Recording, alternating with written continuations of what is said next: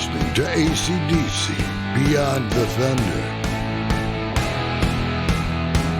the podcast with the biggest balls of all. With your hosts, Kurt Squires and Greg Ferguson.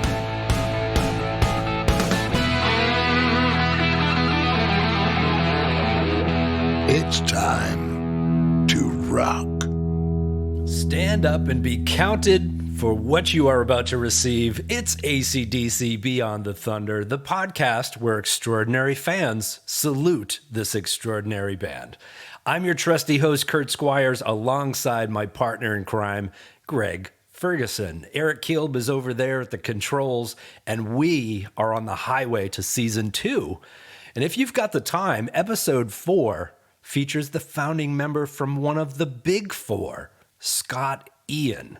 Now, as an original member of Anthrax, not only did Scott help to create thrash metal in the 1980s alongside Megadeth, Slayer, and of course Metallica, but was also influenced to actually pick up a guitar because of the mighty Malcolm Young, not to mention deeply inspired by Angus Young's stage antics, and even made the lifelong commitment to put both of those two iconic brothers on his skin to commemorate just how much AC/DC has impacted his own career trajectory. Scott is also an author, TV host, spoken word storyteller, gambler, comic book connoisseur, fellow Stephen King fan, and married to the lovely and talented singer Pearl Aday, daughter of the legendary Meatloaf.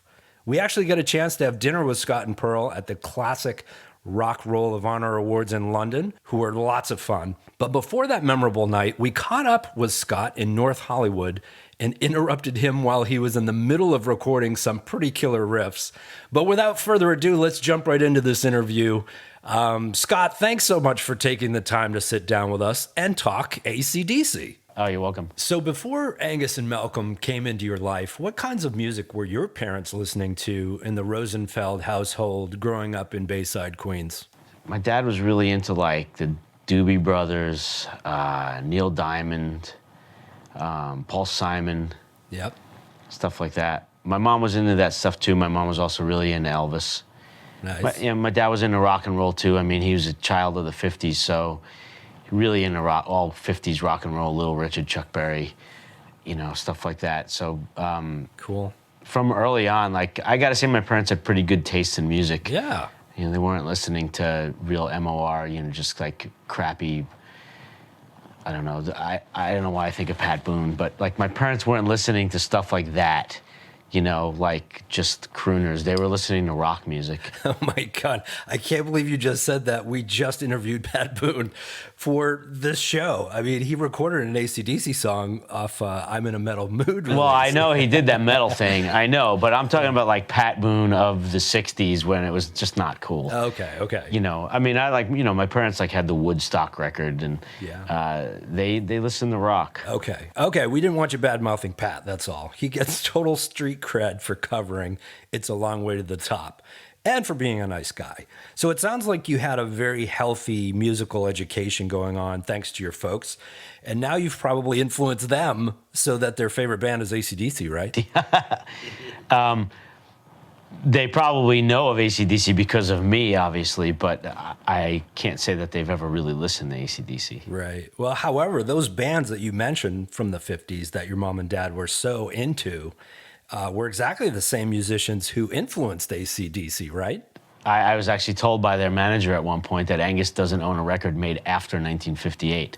So whether that's true or not, but I suppose probably a large part of his collection is like pre-1960. Yeah, you're absolutely right. I always thought that AC/DC was very competitive when it came to talking about other bands because they simply just never did. For example, when a reporter would ask what they thought about the latest band or the latest trend, they would either say, I've never heard of them, or the most recent thing in their catalog was Chuck Berry or the Rolling Stones. Yeah. So you've been weaned on early rock and roll, and I know you were pretty smitten with Kiss as a young teenager, but tell us about hearing AC/DC for the first time.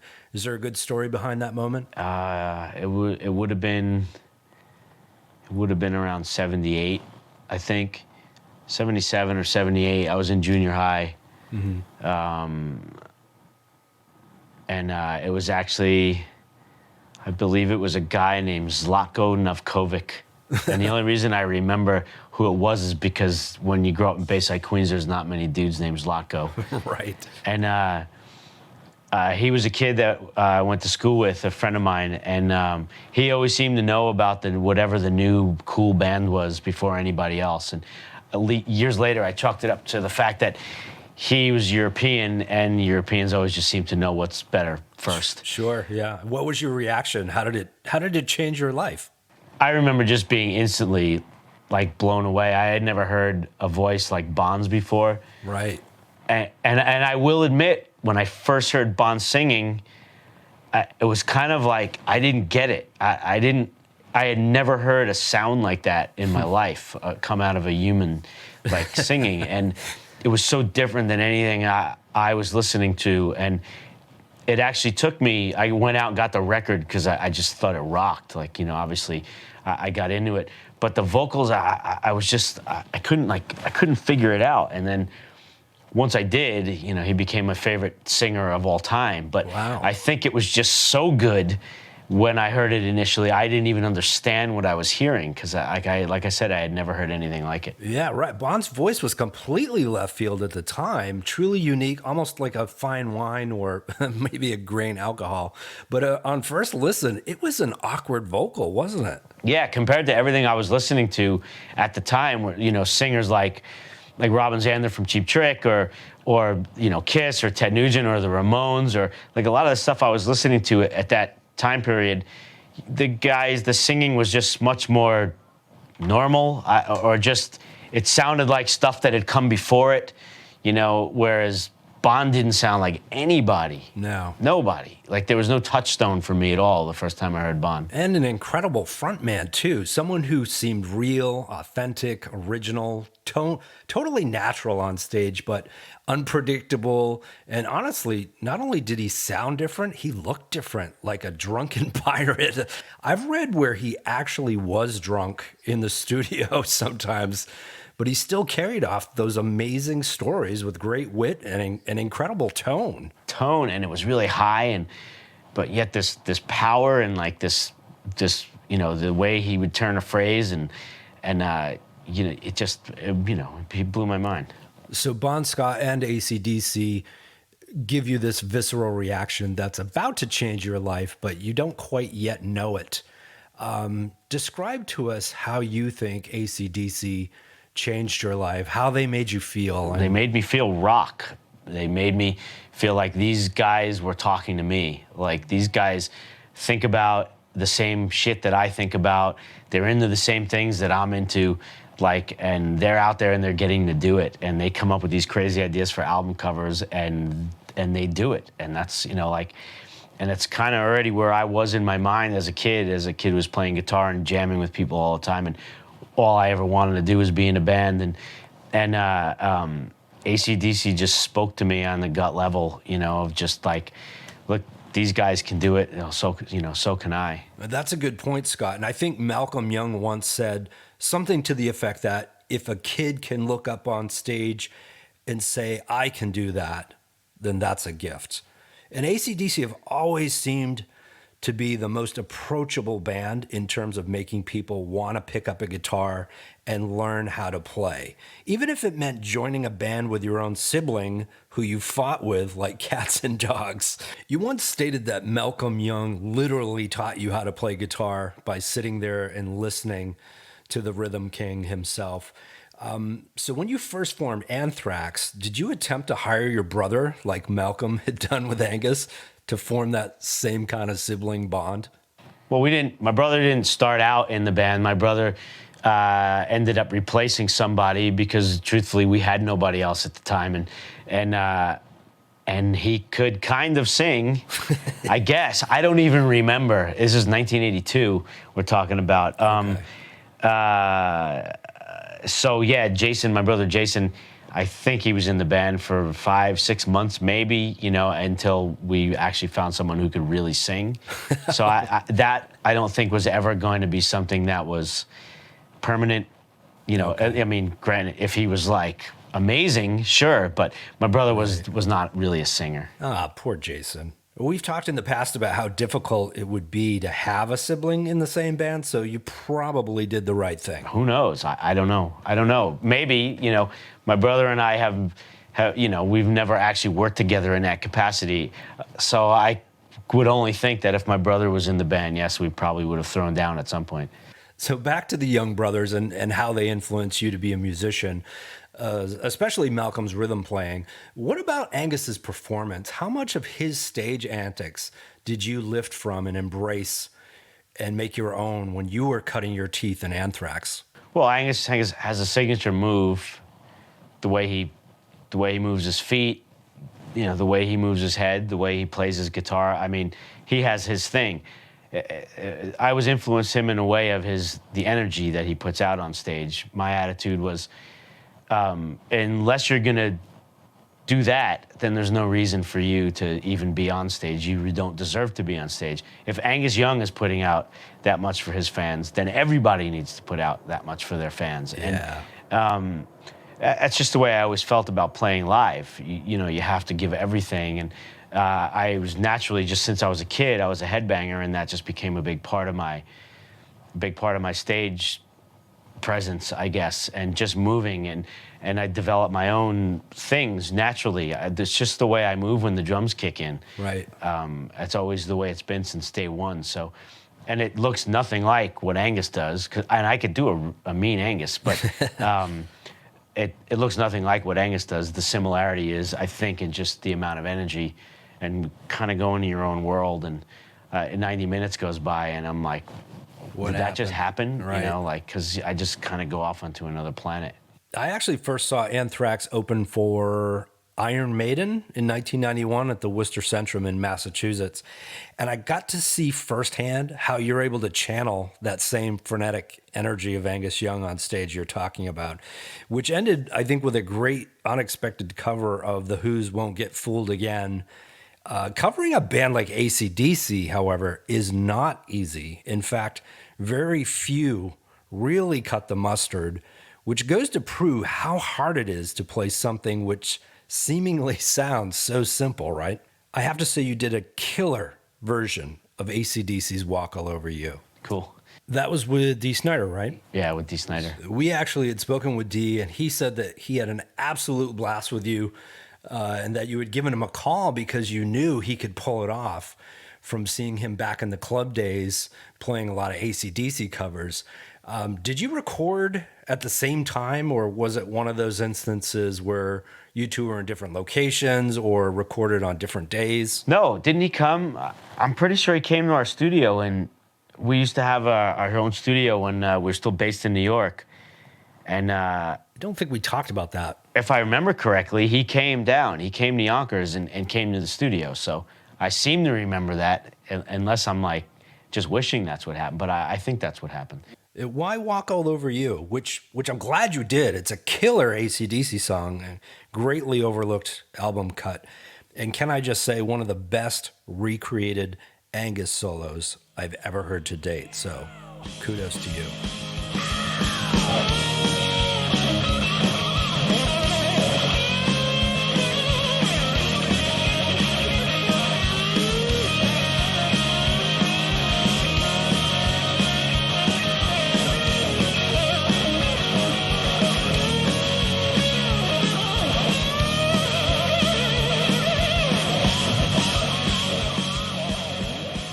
Why Walk All Over You? I don't remember. I think we might have already had been jamming on it at the time, and we already knew it really well. So it was that easy to be able to just record that one.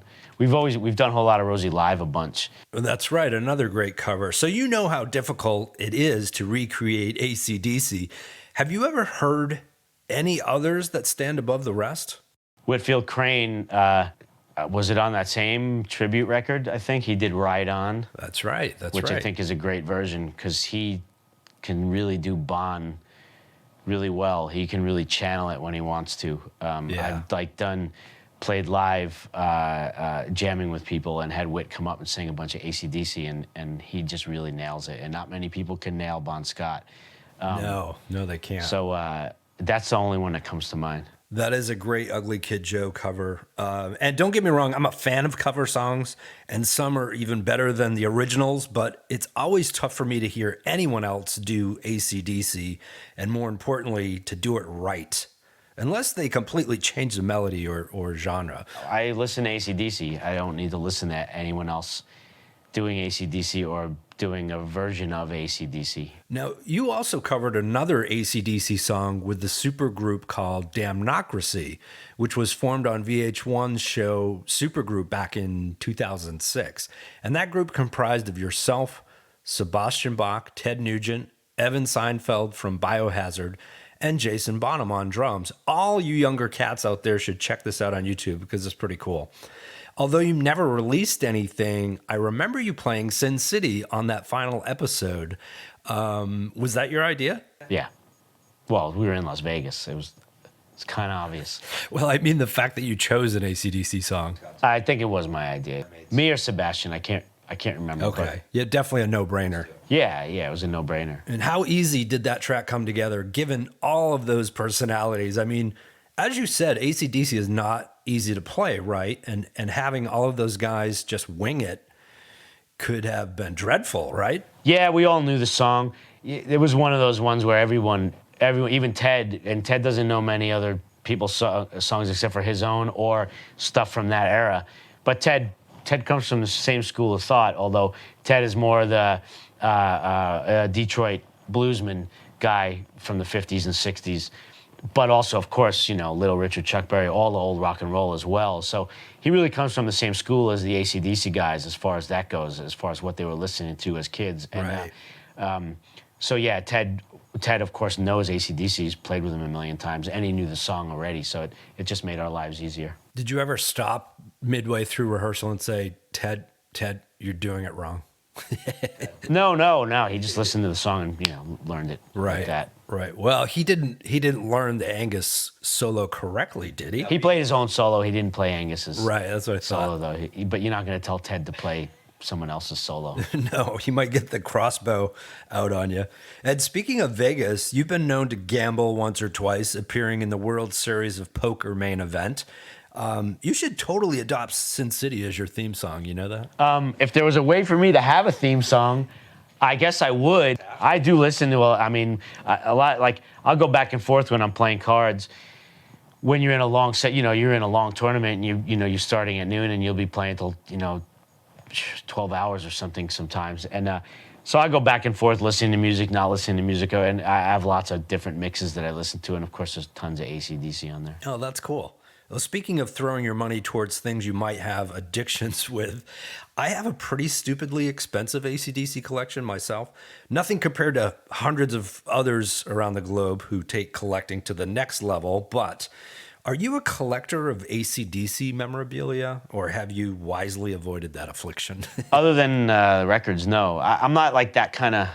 I don't collect memorabilia really. Like when I was a kid, I had a certain amount of Kiss stuff, but it's just because they gave you it with the albums, basically. But no, I collect other stuff. I collected comics. I collect guitars, but not like band memorabilia. I have too much of my own. Do you have that AC/DC rock and roll comics issue from the early 90s? It's actually a pretty good story. Oh, really? I already know it, though, and the artwork probably sucks. I bet, so. No, it's actually pretty good. Really? No, actually, it was put out by a guy named Todd Loren, who started Revolutionary Comics based in San Diego, I think. He created these unauthorized comic books on Guns N' Roses and Metallica and Kiss and so on, many others. And they all involve some lawsuit involving the bands. He ended up getting murdered, like stabbed 15 times at his residence, which went unsolved. But there is an AC/DC issue out there that tells the story of their entire career up until that point. Is actually surprisingly an excellent comic book. I've seen a lot of those band comics. Yeah, I know. They're either hit or miss. So as you know, AC/DC Beyond the Thunder is about how extraordinary fans have been influenced by this extraordinary band.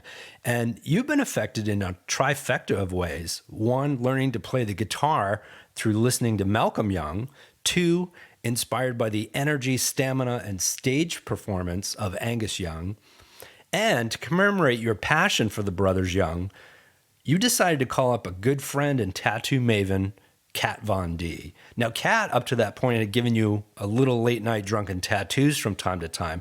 But this time around, you were seriously committing to have Angus and Malcolm receive a big chunk of real estate on your body for the rest of your life, and even have it recorded for good measure on TV. Now, ladies and gentlemen, if that doesn't say I love AC/DC, then I don't know what does. Yeah, it was my first. I mean, I don't have. I mean, I have a lot of tattoos, but the only band-related stuff, or really music-related stuff I had before that was I've got the Anthrax thing over here, and this is from a side thing called SOD I did. Yeah. And then this black tooth is represents Dimebag Darrell. But and don't forget about your Gene Simmons tattoo, right? Oh, well, and I do have a Gene Simmons thing on my leg too, which I forgot about. But I don't really have like true portraits like of anyone. And it's the first time I decided to actually get a portrait of somebody on me. And when I knew I was going to be doing this show with Kat Von D, I was doing her show LA Inc. And right. Kat's just the best at portraits. Like there's just, to me, there's nobody better. Yeah. And I had thought about it quite a bit over the years, like getting Bon Scott, actually. Oh, wow. Bon was who I was going to get, and that was my plan going in. But I just couldn't find the right image, like the right photo. I researched it for months online, and I spoke to a lot of photographers that I know who shot Bon. No kidding. And they sent me all kinds of photos to look at, and I couldn't find the one that really struck me. Like this is the one. This is the one I'm going to put on my body. Yeah, you know? yeah. So then I said, all right, maybe I should move on. Let me just get away from Bon for a minute. And I said, what if I was going to get an Angus tattoo? And instantly, the Highway to Hell cover, his image on Highway to Hell was, that's it. Instantly, there was no question. Like if I was going to get an Angus tattoo, this is the one. So I spent like another week trying to find a Bon shot, because then my idea was I'll get Bon and Angus. Oh, both right? of them. Still could not find a Bon photo that I was happy with to finally commit to. So then I said, all right, I'm going with Angus. And send it to Kat. So I sent Kat I went over there, discussed it with her, gave her the album cover, all good, right? This is before we did the show. Yep.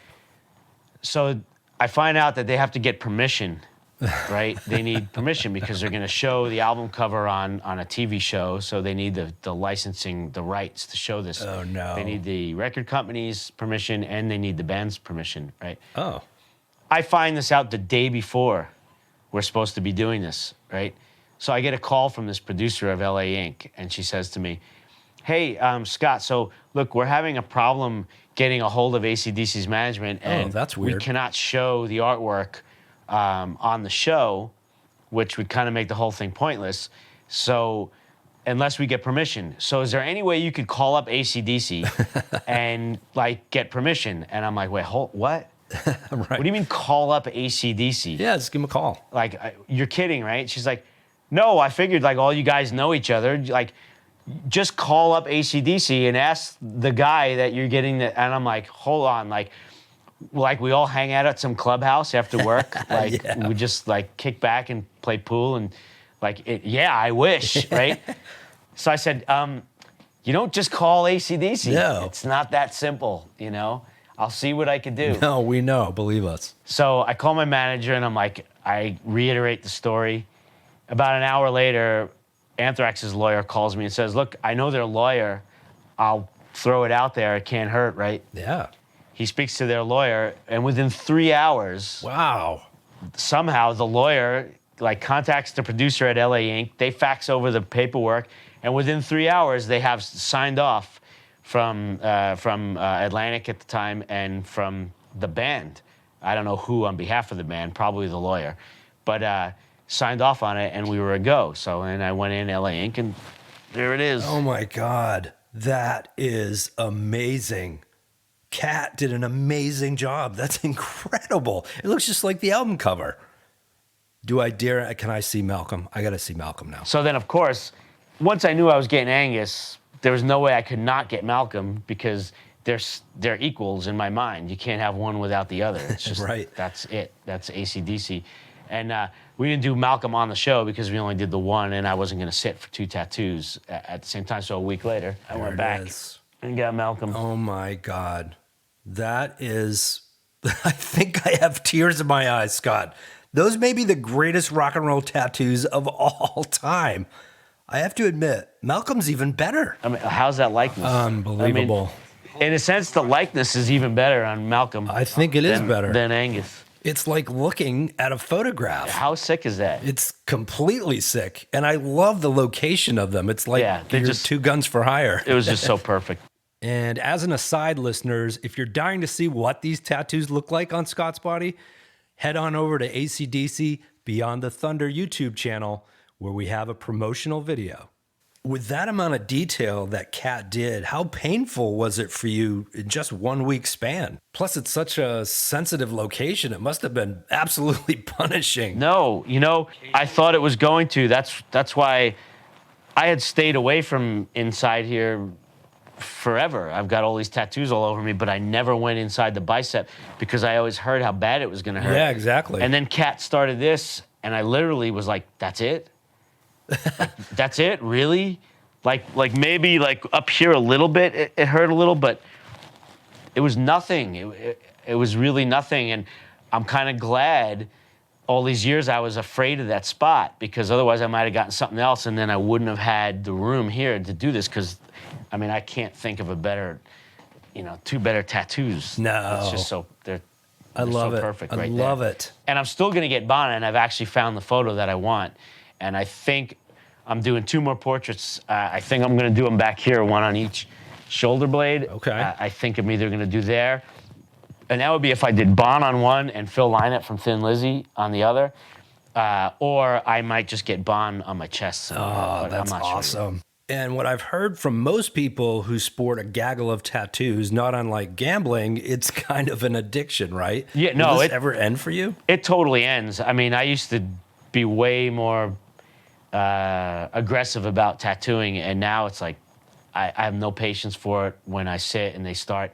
I used to be able to sit for 5 hours. Now, literally like an hour and a half into it, I'm like, I'm done. I hate you. Stop. Like, I'm going to kill you. I just don't have the patience anymore. So, yeah, there's definitely an end. And I don't have anything here, my whole upper back, like most of my legs, and I'm not going to, besides the fact that I really only have like 1 or 2 other ideas of stuff I even want. So I'm so psyched you have real estate set aside for Bon Scott. So you heard it here first, folks. Beyond the Thunder, Scott Ian, Bon Scott tattoo. Oh, yeah. So sure. Speaking of Bon, you once made a top 20 favorite AC/DC song list. 18 were Bon Scott songs. 6 of those 20 tracks were off Highway to Hell. But based on that list, you're also a Power Age guy, like many of us, and you claim that your number 1 favorite AC/DC song of all time is Down Payment Blues. Yeah, if I had to pick one AC/DC song, that's so hard to do, but... Describe why that song out of the entire AC/DC catalog does it for you, if you can. I don't know. I don't know why. I don't know. I can only maybe go by... I listen to that AC/DC song more than other AC/DC songs. It's one I go back to more often than other ones. If I look on my playlist in my iTunes, I'll notice that song is played more than other songs. I don't really know why. I guess besides it being a great song, but they have 100 great songs. So just something about that one, it's just always done it for me. Yeah, that entire album is so solid. Well, I wanted to talk a little bit about recognition. AC/DC was finally inducted into the Hall of Fame back in 2003, and long overdue, of course. Let's talk about Anthrax. You formed the band back in 1981, one of the founding fathers of thrash metal, and part of the big 4 of that genre, along with Metallica, Megadeth, and Slayer. And I think it's safe to say that you introduced a whole lot of people to rap music due to your crossover mashup hit with Public Enemy's Bring the Noise. Not to mention, influenced an entire new subcategory genre that became nu metal. I'm doing the math now, so Anthrax has been eligible for the Rock and Roll Hall of Fame since 2008, if I'm correct. And so far, not a single nomination. Awards and creativity to me really don't, it's never meant anything to me. I don't really understand the concept of being rewarded. I'm already rewarded because I'm in a band and I get to do this. Like, that's my reward, is I do what I love to do. Right. I don't really understand the idea of, here's a thing because your song was better than all these other songs, according to these people.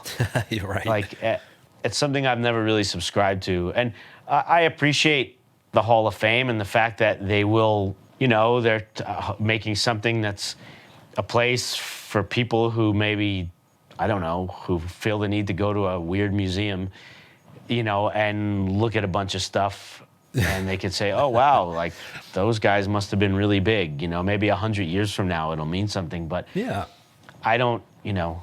I don't really, personally, don't have any need for it. It's a catch-22. The recognition is nice. Awards are weird, somewhat arbitrary, especially when you're talking about art. But to be in that club alongside the Beatles and Chuck Berry and the Stones and Joplin and Zeppelin and AC/DC, even your peers, Metallica and Public Enemy, is definitely rewarding. But if you're overlooked like so many other great bands have been, and we've talked to Eddie Trunk at great lengths about this topic, do you deep down inside just say, well, screw you, Hall of Fame? No, I don't say screw you or either way.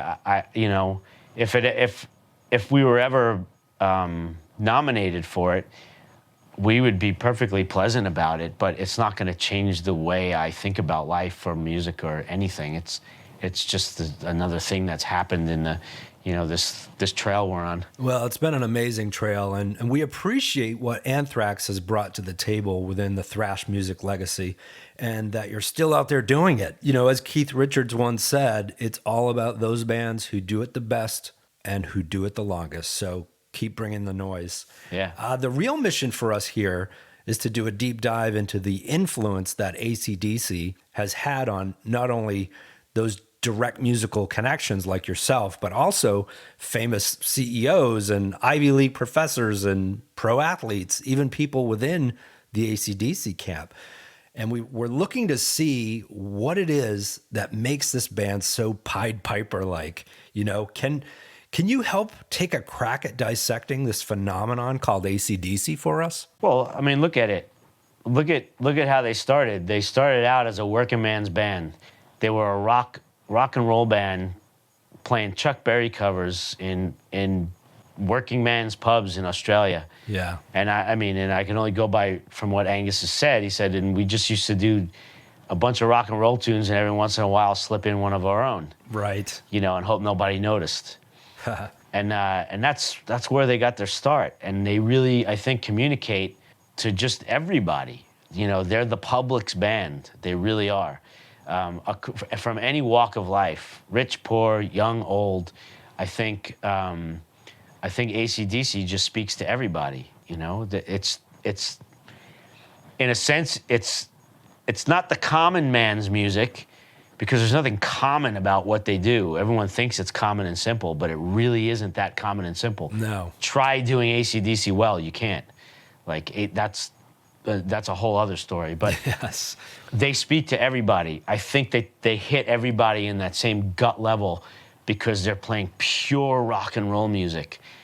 And the same reason why kids went fucking nuts for rock and roll in the 50s when it first came out, when Bill Haley and Chuck Berry and Elvis Presley and Little Richard and all those guys first started, and that whole first generation of teenagers lost their minds to rock and roll. AC/DC touches everybody in that same way because it's the pure essence of rock music is what they're doing, and they've never, ever, ever strayed from that path. And I think that's why everybody from all walks of life can identify with them. Yeah, you just got me amped up, man. That was awesome. And on a deeper level, why does a band like AC/DC connect with more people around the globe than most other bands in the history of music? Do you have a theory behind why they rock more than others? Of course, it's not for everybody. Not everybody likes rock music. But true. If you like any type of rock or rock and roll, then AC/DC is going to move you. and they're the kings of it. So that's why they move so many people. You know, there's a lot of people on this planet that like this kind of music, and they all love AC/DC. AC/DC philosophy from Scott Ian 101. Nah, I mean, you know, I guess they have made my life easier besides of all the joy they've given me over the years of getting to listen to them. But one of the questions I get asked, you know, the most over the years in interviews is, what's your favorite band? Being a guy in a band. And at some point, I was finally able to narrow that down to AC/DC. And even more specifically, AC/DC with Bon. Yeah. And so it just makes my life easy. I have the answer to that question like that. That is very convenient. But so just to make sure, you're okay with the Brian years, right? I'm totally okay with Brian. It's just different for me. You know, don't get me wrong, Back in Black's insane. And then for those about to rock, great record. Then for me, it just kind of, I've got songs on a lot of albums that I really like, but it wasn't the same for me. And it can never be. Look, you name any band out there that's made more than 6 great records, like, name it. Name them, you know. I dare you. Try. 6, like, perfect albums, you know. Eventually, you're gonna, like, things are gonna slow down a little bit, you know, over a 30-odd year career, you know. Sure. So I think it's just impossible, you know. It's just, and they were a different band without Bon, you know. Bon is a different person than Brian. Bon wrote differently than Brian. So it's, you know, but I love Brian. Brian's great. It's just, for me, I got into AC/DC with Bon Scott, so that to me will always be, you know, that will always be my favorite. Makes total sense. I just wanted to make sure you're okay with my man Brian. No, nothing against Brian. Hey, if Back in Black was the first AC/DC record I ever heard, then we'd be having a different conversation. But, you know, it wasn't. Well, we want to thank you so much, Scott, for taking the time to talk AC/DC with us, flash your killer Angus and Malcolm tats, and even let us interrupt you during the middle of recording. And it's safe to say that you are the man. Thank you. Oh, you're welcome. So before we clock out, we end our show with this final Jeopardy round of questioning. If you had to describe your favorite band of all time by using just one word, Scott, what's your vote? Rock. The definition of rock. AC/DC Beyond the Thunder theme song, Trailer Trash, written and performed by Gannon Arnold. VO talent by Bruce Jacobson. Cinematography and sound recording by Greg Ferguson. Edited and mixed by Eric Keel. Written, directed, and hosted by Kurt Squires. Produced by Greg Ferguson, Eric Keel, and Kurt Squires. AC/DC Beyond the Thunder is a Squires LLC current motion production. Copyright Beyond the Thunder podcast, all rights reserved. This has been a Nat Attack presentation. Shazbot. Nanu Nanu.